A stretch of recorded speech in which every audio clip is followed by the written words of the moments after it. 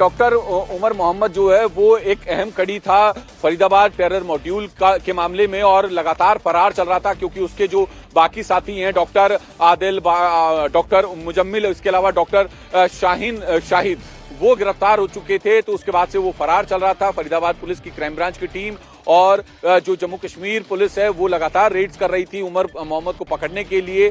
लेकिन इससे पहले उमर मोहम्मद उनके हत्थे चढ़ता, उसने जो है दिल्ली में ब्लास्ट कर दिया। गाड़ी में जो है पूरा विस्फोटक था। फिलहाल किस तरह का था, क्या था, ये इस पूरे मामले को जो है लेकर जांच की जा रही है। लेकिन फरीदाबाद पुलिस के जो टॉप सोर्सेज हैं हमारे, उन्होंने ये बात कंफर्म की है कि उमर मोहम्मद जो है वो फरीदाबाद टेरर मॉड्यूल मामले में फरार चल रहा था, जिसकी तलाश में जगह जगह छापेमारी की जा रही थी और जम्मू कश्मीर पुलिस का मोस्ट वांटेड अपराधी था वो। तो जैसा कि बता रहे हैं कुमार सोनू कि डॉक्टर मोहम्मद उमर जो I-20 कार चला रहा था वो फरीदाबाद मॉड्यूल में फरार चल रहा था। उसके जो साथी थे डॉक्टर मुजम्मिल, डॉक्टर आदिल, जिन्हें पुलिस ने गिरफ्तार कर लिया था। फरीदाबाद के इलाके से जिस घर को किराए पे लिया था डॉक्टर मुजम्मिल ने, वहां से 3000 किलोग्राम अमोनियम नाइट्रेट रिकवर किया गया था, हथियार रिकवर किए गए थे। लेकिन जब पुलिस ने डॉक्टर आदिल को सहारनपुर से पकड़ा, डॉक्टर मुजम्मिल को पकड़ा, उसके बाद उनके एक और साथी डॉक्टर मोहम्मद उमर की तलाश की जा रही थी। और देखिए यही डॉक्टर उमर निकलकर सामने आता है जिसने एक तरह से कह सकते हैं इसे फिदाइन हमला कीजिए कहिए या फिर इसे सुसाइड ब्लास्ट कीजिए, जिसके जरिए उसने कार का इस्तेमाल किया, I-20 कार का, जिसमें विस्फोटक रखा था और उसे दिल्ली के लाल किले के पास आकर सुभाष मार्ग के रेड लाइट पर उड़ाता है, धमाका करता है, जिसमें कई लोग मारे जाते हैं, कई लोग घायल हुए हैं। और इसकी इंटेंसिटी इतनी ज़्यादा थी, करीब 150-200 मीटर के दायरे में कई लोगों को नुकसान हुआ है, कई लोग इसमें घायल हुए हैं। और इसके बारे में अब ये तस्दीक हो गई है कि जो गाड़ी चला रहा था, जिसने धमाका किया था, वो कोई और नहीं बल्कि डॉक्टर मोहम्मद उमर ही था। कुल मिलाकर देखा जाए तो एक जो मॉड्यूल है जिसके तार ना सिर्फ फरीदाबाद बल्कि सीधे जम्मू कश्मीर से जुड़ते हैं, और जम्मू कश्मीर से जुड़ने का मतलब साफ है कि वहां से जो निकलकर बात सामने आई है, चाहे डॉक्टर मुजम्मिल हो, चाहे डॉक्टर आदिल हो, ये जैश-ए मोहम्मद और लश्कर को जिंदा करने के लिए काम कर रहे थे। ISI के जरिए, ISI की सरपरस्ती में, चाहे लश्कर हो चाहे जैश-ए मोहम्मद हो, जो भारत के अंदर दहशतगर्दी फैलाते हैं, उन्हीं को एक्टिवेट करने के लिए एक स्लीपर सेल तैयार किया गया था, जिसमें व्हाइट कॉलर डॉक्टर्स को इस्तेमाल किया गया था। पढ़े लिखे, हाईली एजुकेटेड लोगों को, युवाओं को इसमें गुमराह किया गया, उनका माइंड वॉश किया गया।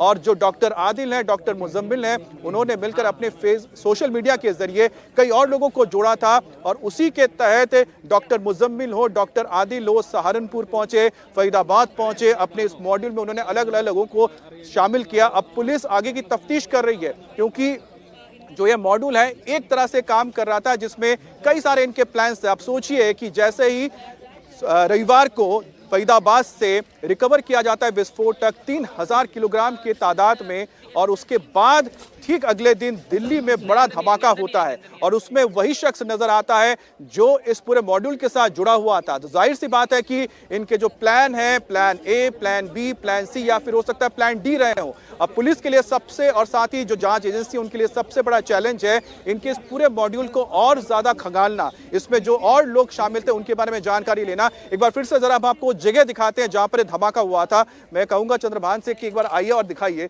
कि यहाँ पर देखिए ये वो जगह है, ये सुभाष मार्ग है, नेताजी सुभाष मार्ग, ठीक लाल किले के सामने की वो रेड लाइट है जहां पर कल शाम को करीब 6:55 पर धमाका हुआ था। अभी पर्दे से ढक दिया गया है। इसके ठीक पीछे अभी भी जो पुलिस की फॉरेंसिक टीम है वो मौजूद है। यहाँ पर सबूतों को तलाशा जा रहा है। बड़ी तादाद में यहाँ पर दिल्ली पुलिस के जवानों को तैनात कर दिया गया है। FSL की टीम लगातार इस पूरे इलाके के 150 से 200 मीटर के दायरे में सबूत इकट्ठा कर रहे हैं, और उसी में जो सबूत इकट्ठा किए गए उसमें जो पहली रिपोर्ट निकलकर सामने आई उसमें बताया जा रहा है कि अभी जो पुष्टि नहीं की गई है कि इसमें अमोनियम नाइट्रेट का इस्तेमाल किया गया था और अमोनियम नाइट्रेट के जरिए धमाका किया गया था। अब सोचिए कि जहां पर यह धमाका हुआ, यहाँ से आपको हम जरा ये जैन मंदिर दिखाएंगे। देखिए जैन मंदिर आपको दिख रहा है, इसके 2 गुंबद आपको नजर आ रहे हैं।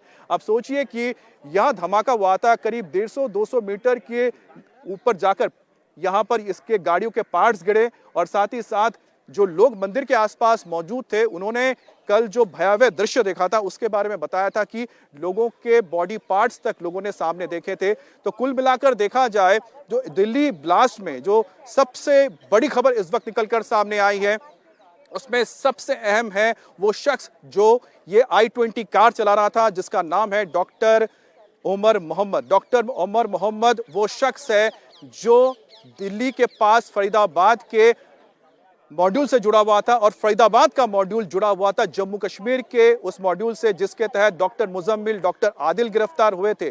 तो कुल मिलाकर देखा जाए तो इसमें एक बार फिर से पाकिस्तानी आतंकी संगठन जैश-ए-मोहम्मद लश्कर का भी नाम सामने आ रहा है, क्योंकि इन दोनों के ही समर्थक थे डॉक्टर आदिल और डॉक्टर मुजम्मिल, जो पकड़े गए थे, जिनका काम था कि वो अनंतनाग और आसपास के इलाके में पोस्टर्स लगवा रहे थे जैश-ए-मोहम्मद के हक में और साथ ही साथ लश्कर के लिए। और जब इन्हें सीसीटीवी के जरिए सबसे पहले जम्मू कश्मीर पुलिस ने पहचाना, उसके बाद यहां पर डॉक्टर आदिल को सहारनपुर से डिटेन किया गया था।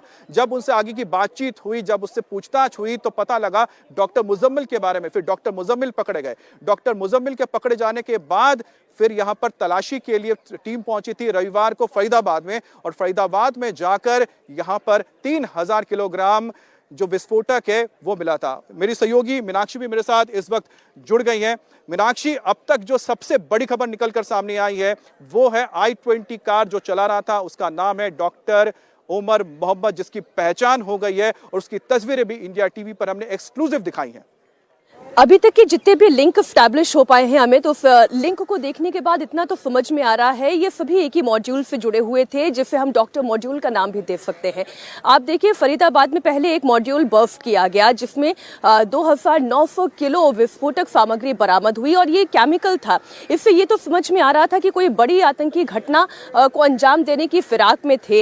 हालांकि अभी तक कोई ऑफिशियल स्टेटमेंट ये जारी नहीं किया गया कि ये एक आतंकी घटना है या ये एक फिदाइन हमला है, लेकिन जितने भी आप लिंक स्टैब्लिश करेंगे तो उसमें एक एहसास यही होगा कि ये जम्मू कश्मीर के पुलवामा से लेकर, अनंतनाग से लेकर, सहारनपुर में हुई गिरफ्तारी से लेकर, फरीदाबाद में हुई रिकवरी से लेकर और कल रात जिस तरीके से यहाँ पर धमाका हुआ है, ये सब एक से दूसरी कड़ी जुड़ते हुए चले आ रहे हैं। अब जिस डॉक्टर उमर मोहम्मद की आपने बात की, ये लगातार फरार चल रहा था और इसकी तलाशी का अभियान लगातार पुलिस भी चल रही थी, जिसमें JNK पुलिस और फरीदाबाद की क्राइम ब्रांच भी शामिल थी।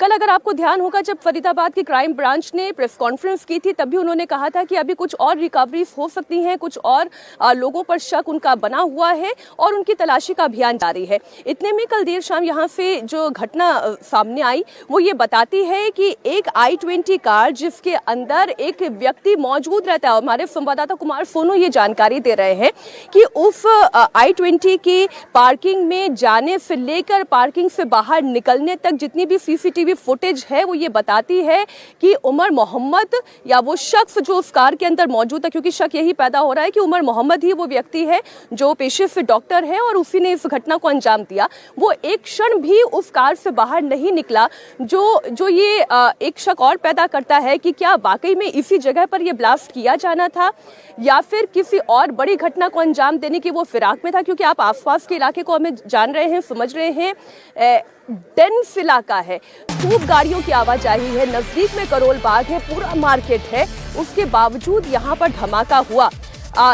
इस बीच एक बड़ी जानकारी और आ रही है अमित, हमारे सहयोगी लगातार यहीं लाल किले से जुड़े हुए हैं। एक और जानकारी ये जो हमारे सहयोगी अभय पराशर बता रहे हैं कि जो एक्सप्लोसिव भी मिला है उसमें ammonium nitrate plus fuel oil plus explosive detonators, ये इनिशियल फाइंडिंग से FFL की टीम की इनिशियल फाइंडिंग बता रही है, लेकिन अभी इस पर फाइनल रिपोर्ट आनी बाकी है अमित।